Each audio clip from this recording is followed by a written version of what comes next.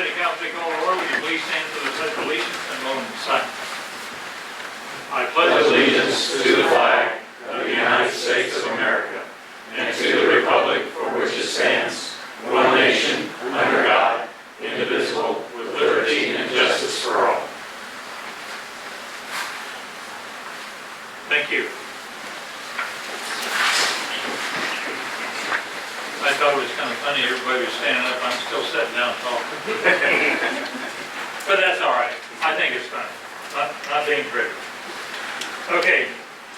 First item on the agenda will be the approval of the minutes from the June 3rd meeting, which was postponed to May 28th. From the May 28th.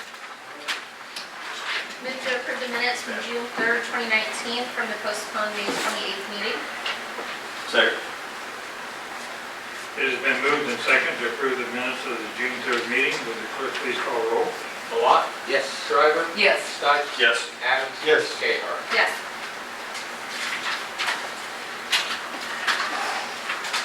Next item on the agenda will be statement of the bills paid in the amount of $189,118.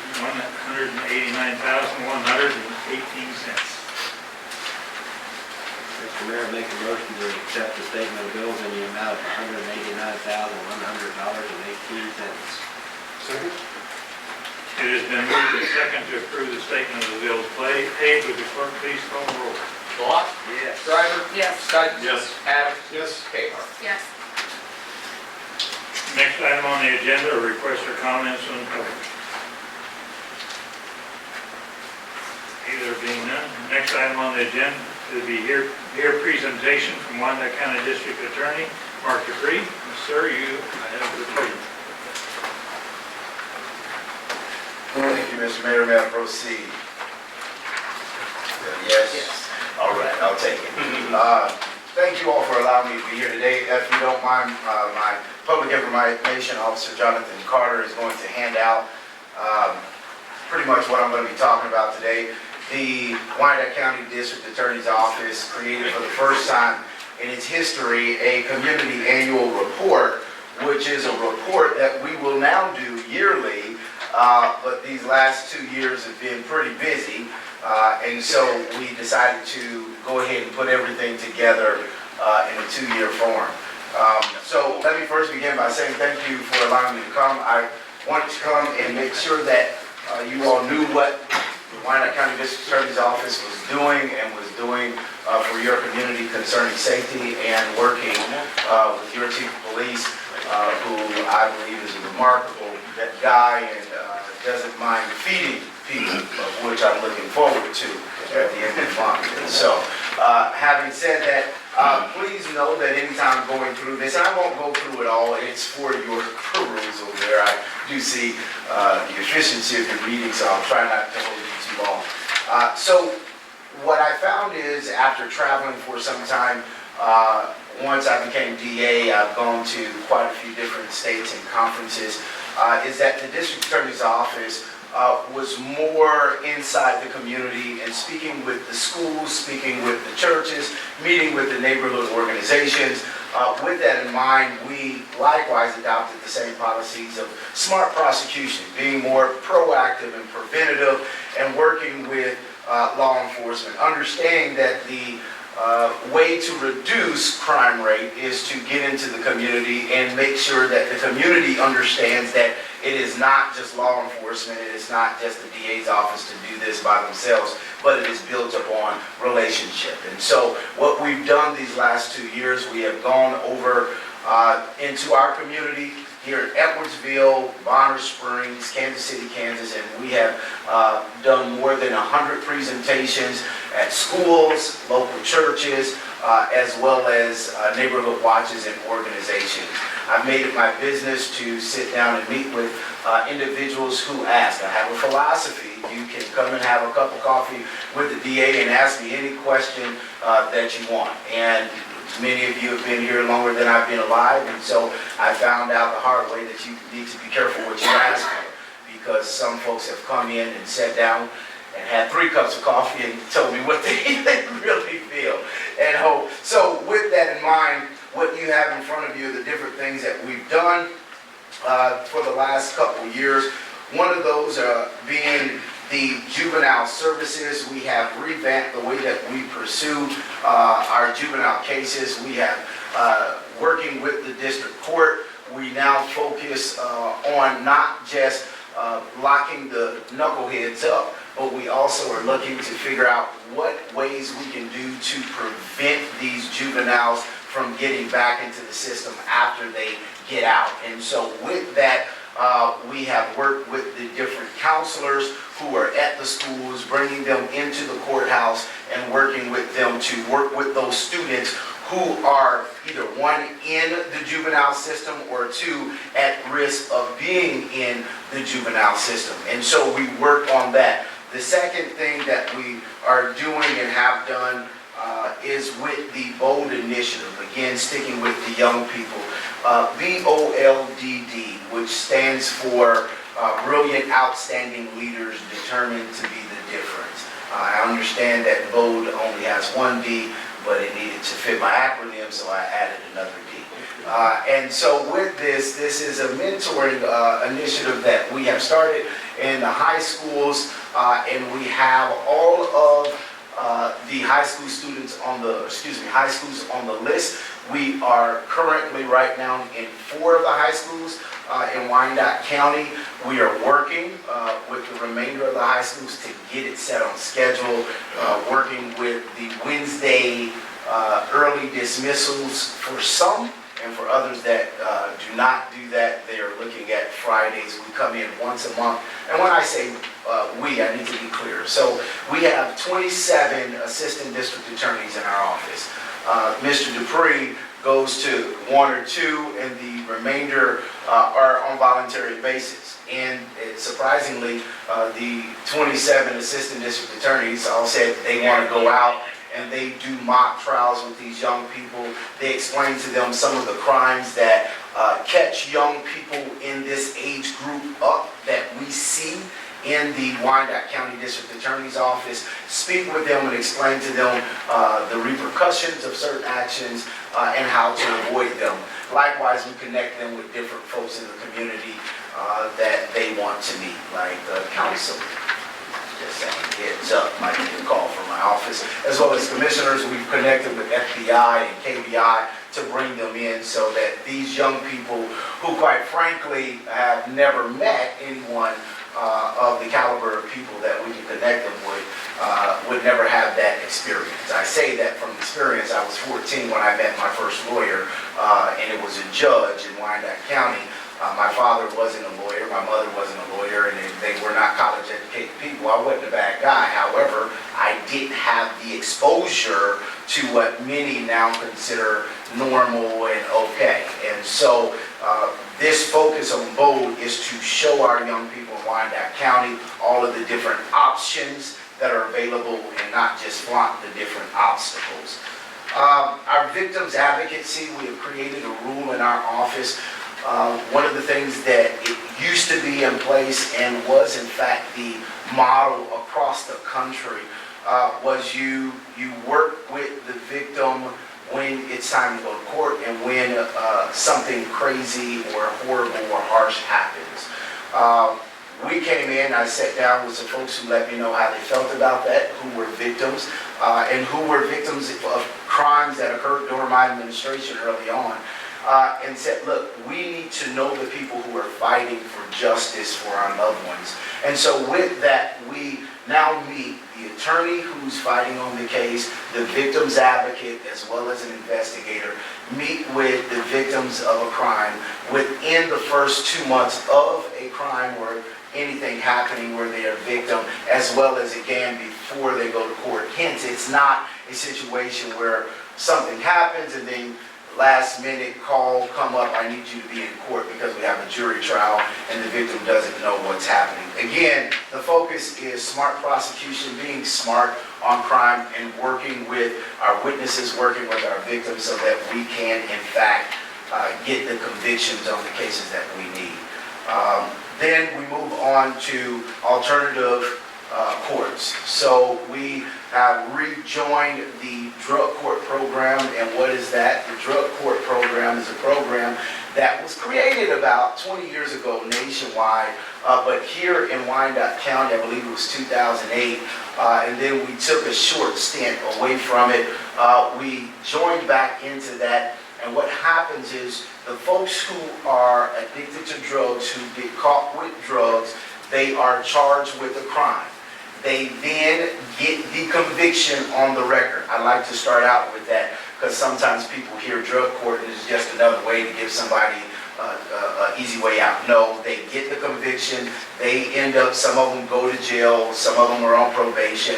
And then once this happens, they then have an opportunity to go through drug court, which is by a judge right now, that is Judge Griffin and Judge Clapper at the district court level. And they meet with this court weekly. They take UAs, they are met with a probation officer, a therapist, as well as a district attorney, a probation officer, and the court. And the studies have shown that rather than simply throwing someone in jail and locking them up, and here in Kansas, the reality is we are limited by how many years we can give a person in prison concerning drugs. The legislature has made it clear they do not want people who are addicted to drugs, in my opinion, in prison. So you're limited to 2 to 4 years that you can throw them in unless they are a drug dealer.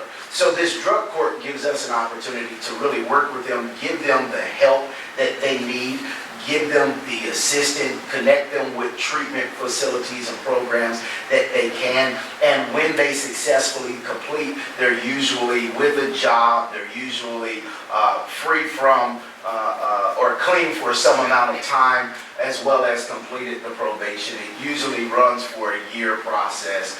The second thing that we have done is created the Behavioral Health Court. The Behavioral Health Court is also known as a mental health court across other states. With the District Court Judge Russell specifically, it focuses directly on mental health. 40% of the folks that are in the Wyandotte County Jail and across different other states we find are literally diagnosed with mental health diagnoses. And many of them are seeing therapists, seeing their doctors, but when the crime occurred, they were off of their medication. We know across the country that the jail as well as the prison has become the #1 institution, mental institution in our country. And so we're trying to do our part to deal with that. Folks who are diagnosed and who are dealing with mental illness does not need to be incarcerated. It's for the sense of punishment alone. Especially knowing that 95% of the individuals that we send to prison or to county jail are coming home. They are getting out. In the state of Kansas, 3,500 felons are getting out of prison and coming here every year. And so the question for us for making this community safe and continuing to reduce crime is likewise looking at recidivism and what we can do to make sure that these folks do not reoffend.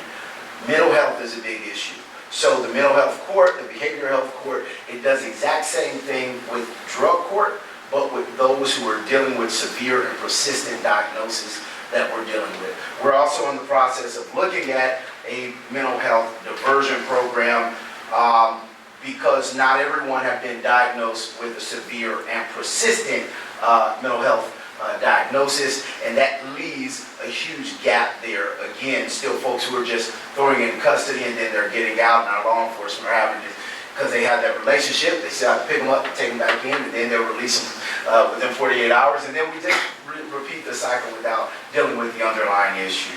Lastly, and then I'll sum it up here, the other thing that we have focused on is the Conviction Integrity Unit. That unit looks at old cases that individuals who have been prosecuted claim that they have been wrongfully convicted.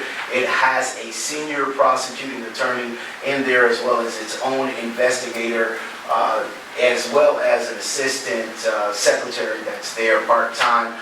That unit is up and running. They're reviewing tons of cases.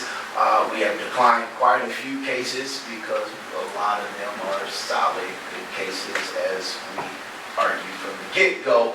But we are living in a time where integrity is constantly questioned, and it is important that we do our part to make sure that the convictions that we have today are still good 20 years from today. And so it is moving, and we are excited to be the first in the state of Kansas to do that. I will tell you that Wichita was looking at it, and in fact is trying to say that they had something similar, bless their heart. I love it after the fact. Nonetheless, we are doing what is best for this community. We are working and trying to do our part concerning safety. Now, directly connected to Edwardsville, I wanted to make sure I shout out some numbers that you all had specifically. In 2017, there was reported, meaning to the police department, that we received their numbers, 57 reports of some type of felony crime. We're not talking about city court crime that occurred. Out of those 57 that made it to our office, the district attorney's office filed 50 of those 57, and that was in 2017.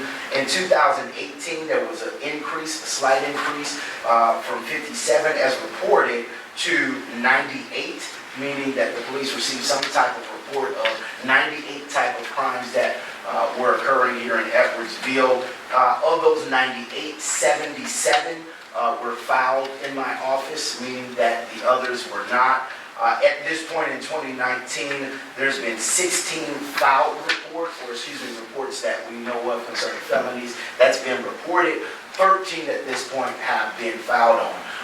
What makes up that difference? What makes up that difference is oftentimes when the police are called out, individuals are excited to tell you what happened. Either they're full of joy or full of hate or whatever the cause is. They're telling you everything. And then by the time it reaches the courtroom, they're full of hate and full of joy, but the opposite direction. And it's usually, I'm not showing up to court, I don't want to have anything to do with you, or the evidence is no longer there. And so when that evidence is no longer there, we cannot proceed to a prosecution of the case.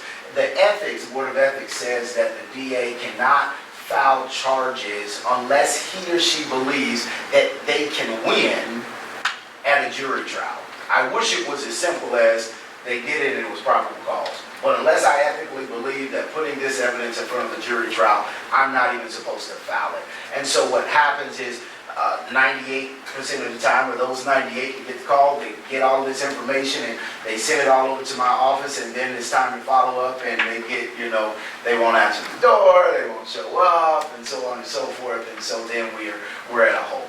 I will tell you there has been a significant increase over the last 5 years concerning cases that this office has filed out of Wyandotte County, out of Edwardsville, and so we are glad that that is occurring. And I will tell you that it goes major part of that is to your chief, who is willing to have communications not just with me, but likewise his officers, with my assistant district attorneys, and constant follow-up when there are concerns in your community and with cases, and when there needs to be understanding on how a case is happening or why a case is not moving, keeping that communication line open. And so, again, I appreciate the chief and the department for that, and I continue to have an open door. The remainder of what you have in front of you just gives the overview of everything that we've done with this office. One thing that I will say is that I'm a lifelong Wyandotte County, and I love Wyandotte. And when I got here, we were the lowest paid district attorney's office in the state of Kansas. And that ticked me off, because we had hard-working assistant district attorneys who was doing way more work than other counties.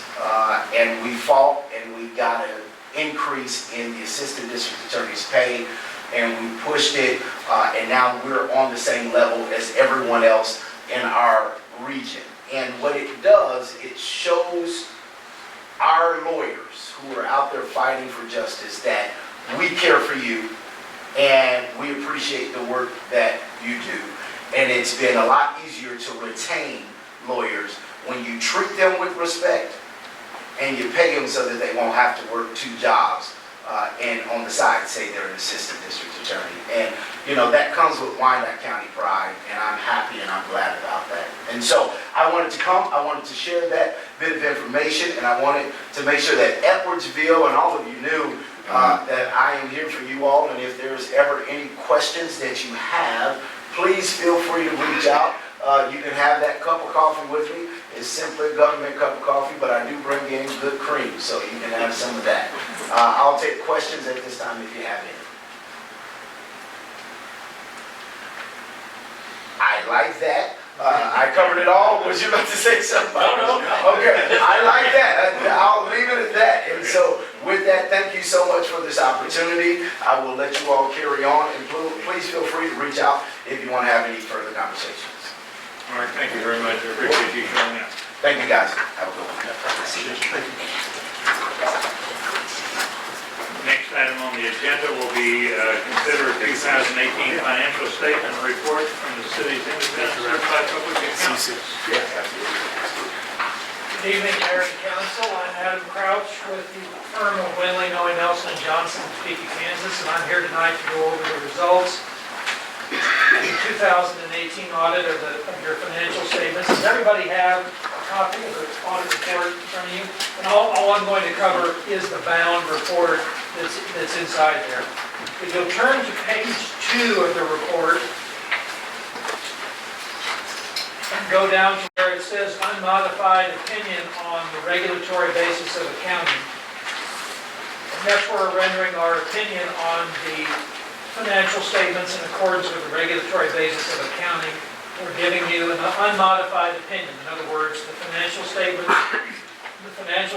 that I'll go over shortly is presented fairly in all material respects in accordance with the Kansas Municipal Audited Accounting Guide, which we'll go into in some detail later as to what that regulatory basis is. But basically, you make an election every year to present your financials on the regulatory basis and not on the generally accepted accounting basis. I believe that was done in the November meeting, the November 2018 meeting. If you go to page 4 of the report, that is the only financial statement that is presented here. All the other information that's after this page is essentially required supplementary information. And basically, this is a report of your unencumbered cash balance at the beginning of the year with all the funds down the left-hand side of the page. And then on the very right-hand side is the ending cash balance by fund for all of the accounts that you have at the end of 2018. Essentially what you have is a pool cash arrangement. There are 4 cash accounts down at the bottom right-hand corner that total $2,318,475. And then this statement essentially tells you how those monies are allocated by fund at the end of the year. Any questions about that? Okay. If you go to page 6, there's a note that says basis of accounting. It's note B2, and that's where the regulatory basis of accounting is explained in more detail. Essentially what you recognize in this basis of accounting is cash, investments, and certain limited accounts payable and encumbrances. You do not recognize capital assets, you do not recognize long-term debt, you do not recognize accrued receivables and payables, and you don't recognize deferred inflows and outflows, one of the largest of which is the CAPERS liability, which we'll cover that a little bit later. So essentially, you basically present a cash position statement, which is what we just covered on page 4. On page 9, even though you don't report long-term debt on your statements, you still have a schedule that's required that shows what all of the long-term indebtedness is at the end of the year. And that's on page 9. This year, there were 3 new capital leases issued, and they are the bottom 3 lines of the statement. Cardiac monitors, police vehicles, and a fire truck. And so you end the year with outstanding indebtedness of $7,151,974. And on the next page is a schedule of the payments that you will have on that debt over the next several years. The next 5 years are presented singularly, and then they're presented in 5-year increments after that. And I will say that this schedule assumes that you won't have any refinancing. You do have some temporary notes that are due at the end of 2019, and typically a bond issue is made for that, or sometimes the temporary notes get extended. But this assumes that the temporary notes will all get paid off in 2019, which probably won't happen, but just in case it does, there they are. On page 11 and 12, that is where the CAPERS liability and the factors about the CAPERS amounts are included for you. And on page 12 is where most of that information is located. Currently, CAPERS employees pay in 6% of their salary by statute, and for the police and fire, it's 7.15%. The city is required to contribute 8.39% in 2018 to CAPERS and 20.09% for those that participate in police and fire. And your contributions this year to the plan were $53,714 for CAPERS and $487,449 for the police and fire. And the net pension liability that you have at the end of 2018 is $492,565 for the CAPERS employees and $3,749,488 for police and fire. And as those numbers increase or decrease, that's probably what you're going to see in your statutory employer requirement to be contributed. As that liability, if it goes down, your statutory percentage, which this year is 8.39 and 20.09, that may go down as time goes on. And essentially, your share of that liability is the share of your contributions to all of the people who participate in CAPERS in the state that are in the local subgroup. And that's how each year that's done. And that's all figured by an actuarial report that CAPERS gets. It's provided to us and we disclose it. So even though you don't carry it in your financials, you still carry it as a supplementary disclosure. And because of the nature of that, we usually like to go over that with you. It's something that's been in the financial statements for just a few years now. On page 16 is a listing of all of the funds and the expenditures on those that are prepared that are required to have a budget. And the budget amount is in the first column, the certified budget, and in the next to the last column are the expenditures charged for the current year. And you can see that all of the funds this year were under the certified budget amount. So none of the funds went over their budgeted expenditure amount. On pages 17 to 28, there is a schedule of the actual and budgeted amounts by type of receipt and expenditure for each of the funds that you prepare a budget on. And on pages 29 to 41 are the same schedules for all of the funds that you do not prepare a budget on. And this year you have a new budgeted fund, the Transient Guest Tax Fund, and you have three new unbudgeted funds, the Community Improvement District Fund, the Tax Increment Financing Fund, and the City Center Redevelopment Fund.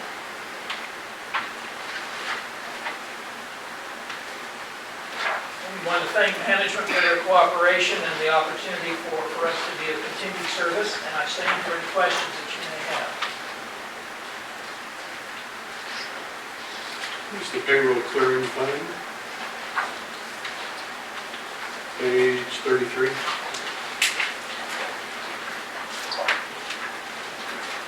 Already got it. What's that? Go ahead. Go ahead, Michael. You might be- Well, and actually, so in payroll, why don't you cover it? You're better at it. Sure. I mean, So what happens, that's basically a clearing fund. And some insurance payments, some benefit payments do not come due at the same time. At the end of the year, we had deductions holding over that were going to be paid the mid part of January 2019. So they're in that clearing fund until they are paid out. Most clearing accounts there's usually a timing issue, one way or the other. And why you'll have an expenditure one year, and next year you'll have a receipt without an expenditure. So that might happen.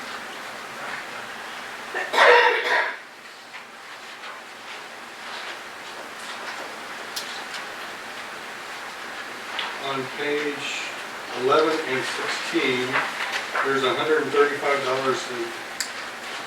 for cemetery operating fund. What is that number for? That was a transfer from the cemetery fund to the cemetery operating fund. The $135 on page 11. We did that with the budget limit at the end of last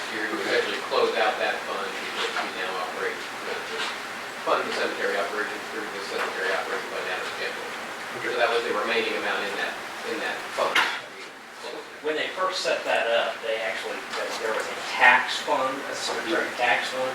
So I'm not quite sure why they did it this way. So they collected them into a tax fund, and then they moved it over to the cemetery operating fund, which effectively is the checking account that the cemetery board keeps. So that, and that $135 has been set for a long time. There's a couple other funds like that that we cleaned up this last year. And took the $135, put it into that operating fund, and so those now are zero going forward.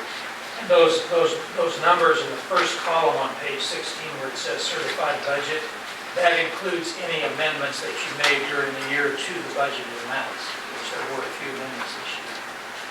So those are not the original adopted budgeted amounts, but those have been adjusted. Do you have any concerns about the accounting procedure or how we're handling money or the procedures we have in-house? None to report.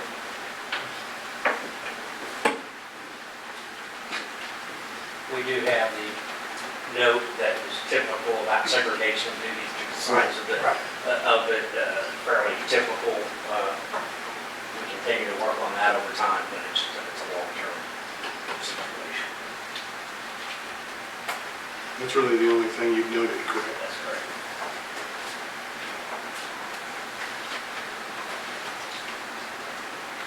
Mayor, I make a motion that we accept the 2018 financial statement and report of the city's independent certified public accountants. Second. It has been moved in second to approve the 2018 financial statement and report of the city's independent certified public accountants. Will the clerk please call the roll? Malat? Yes. Stryker? Yes. Stites? Yes. Adams? Yes. Kayla? Yes.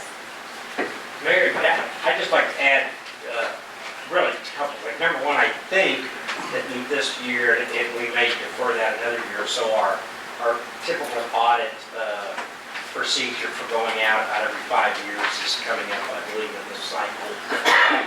We've been very pleased with the work that's been done. I think part of our practice is always to look at these types of things every 5 years, so you're doing that.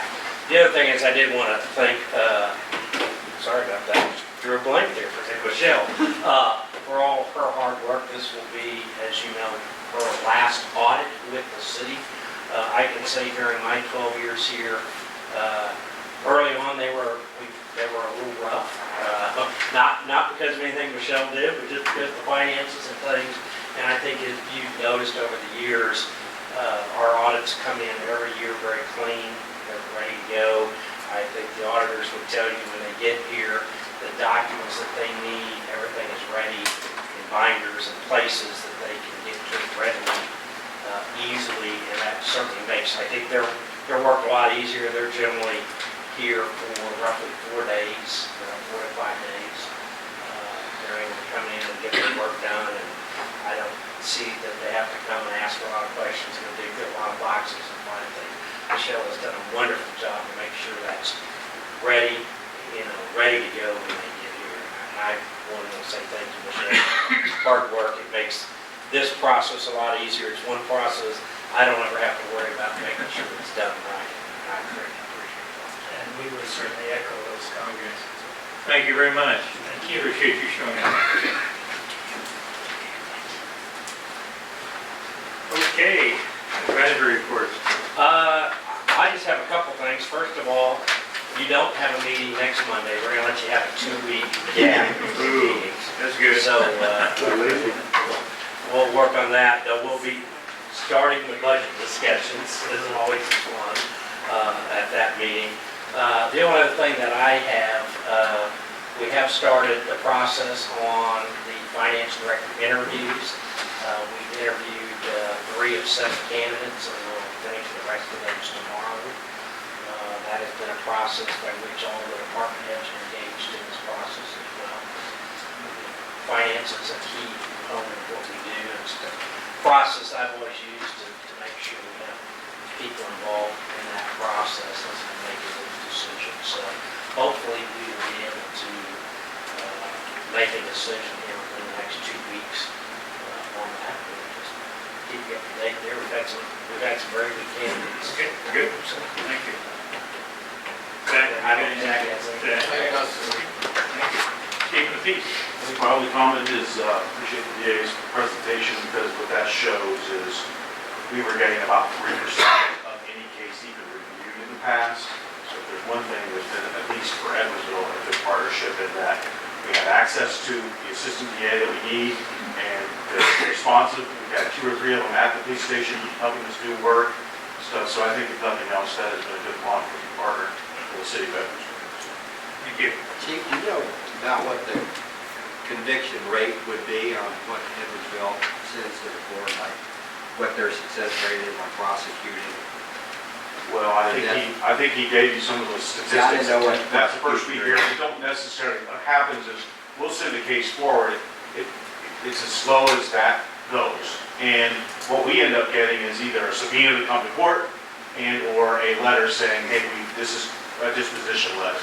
So sometimes that could be next year. It just depends on how it goes. So as far as we go more by our clearance or through our arrest rates rather than what the conviction is, because so many things can go into play. As you heard, so many diversion courts and that sort of thing. So that would be a good question for him, but I think he gave you the statistics, and I didn't see if they were in there or not. I didn't understand what how many were found guilty and sentenced, like a percentage of the cases that were not in favor of the defendant. In other words, that's just what I said. I think the number that he gave you, just ran really quick, we're basically when we file cases, so a case gets filed, 80% or better of those cases are actually being taken by the DA through that process. Now, that person, they may use some kind of plea agreement, they may go to trial, they may do whatever that the court process is. But what it's saying is that when we're sending reports to the DA's office, we're sending reports that they can have action on. Right. And from the police side, that's what's important, is making sure that, from the initial officer that makes a stop, that the information that they're gathering, or if they have gathered evidence or whatever, through the detectives getting, case files, and they have a very short period, that initial period of time is 72 hours or something, to get it filed up there. Yeah, So, they're 48-hour old. 48. So, they're doing police work, a lot of work early, quickly, to get it, to at least get the first phase of it, and then a follow-up. So I think the best thing that's telling you is that our department is doing an excellent job of getting cases to the DA, so that when they do go to court, it's more likely that they're going to be get a conviction on those cases. I don't know what the norm is, but I would expect that in excess of 80% of the last 3 years is probably above. I don't know for sure on that. We compare to other departments in Wyandotte County. I think the Makes bottom it line, be it's a pretty high. noticeable and substantial change from the past, if nothing else. It's very frustrating. Chief Whittle? Nothing at this time. Do you want to tell us about your weekend at all? I was going to summarize it next Monday. Oh, okay. All right. We had testing for firefighters, this weekend, and I think they initially had 23 candidates and 15 tested, and so now they're in the process of narrowing that down to 2 open spots. Good, thank you. Tammy? Just briefly, after a good 6 to 7 months, Public Works is fully staffed once again. We have work staff injury, and he's been off for a long time. So he's back, however, now we're into vacation season, and I have another employee that is going off at the end of this week for surgery. So while we are fully staffed, we're still going to be short-handed in the field, but we're going to try to keep up with the mowing and pothole patching. We're out there patching potholes in days. This is the 17th day since the beginning of January we patched, and you guys have put down over 30 tons of asphalt. So just wanted to know that we're doing our best. Thank you. Lisa? I don't know. Thank you. I don't know where we started last time, but I'm going to start with you, Garrett. I have nothing. Margaret? Michelle, how can we thank you all these years? I kind of do a little bit of what you do, so I have an idea. And it is that it makes it so pleasant for everybody that has to review it, or the company that has to review it. You have to go to all the departments and gather all the information. I'm sure she's such a lovely person to work with. She always has been. It's sad this is your last audit. I'm sure you're not sad about that.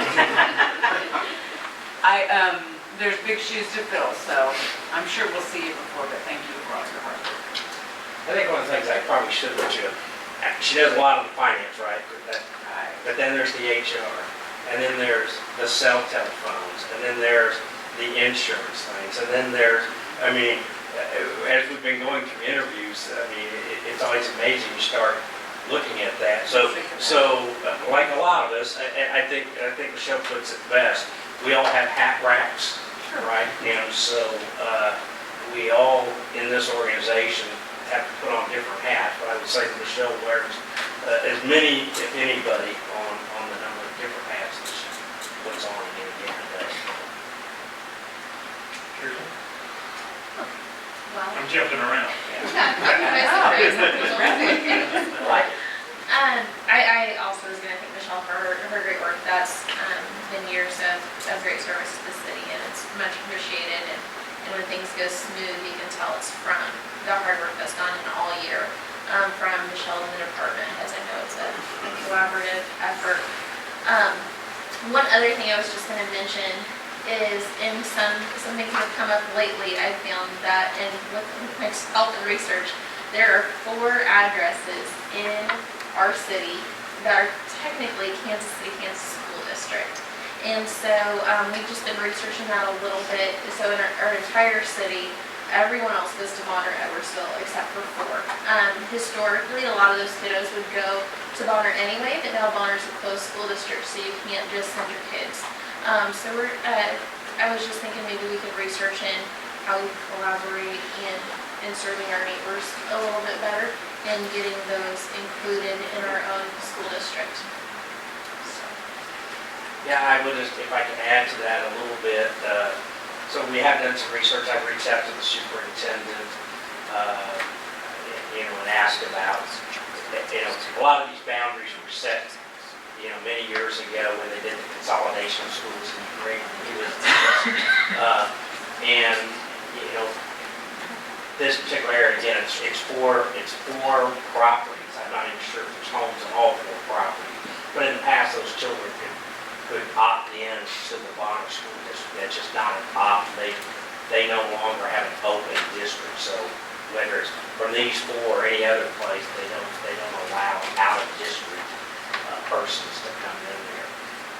The fix isn't very difficult in the sense the 2 districts can agree to a boundary change.